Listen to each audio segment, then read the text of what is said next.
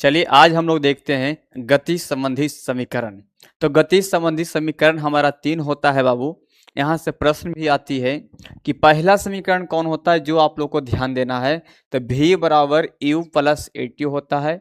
दूसरा समीकरण कौन होता है, तो यस बराबर U T plus half A T square होता है।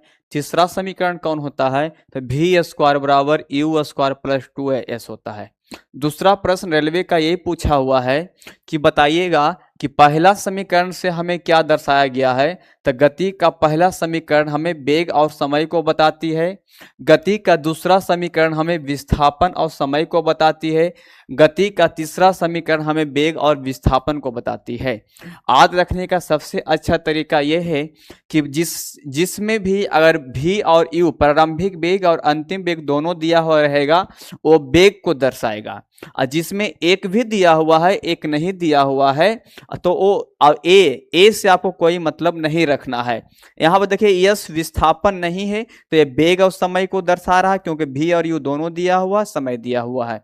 यहाँ देखिए खाली u है, प्रारंभिक वेग है, अंतिम वेग नहीं है, लेकिन विस्थापन यस दिया हुआ है, तो ये विस्थापन और समय को दर्शा रहा है। यहाँ देखिए दोनों प्रारंभिक और अंतिम दोनों वेग दिया हुआ है, विस्थापन है, समय नहीं है, तो यहाँ वेग और विस्थापन को दर्शा रहा है।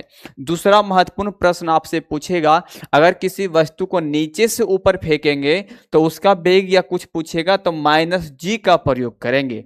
अर्थात यहाँ पर हो जाएगा v बराबर यू माइनस जी टी। जी भी एक प्रकार का त्वरण ही होता है। अगर ऊपर से नीचे फेंकेगा तो आपको कहना है प्लस जी, क्या होते बाबू, प्लस जी का प्रयोग करेंगे।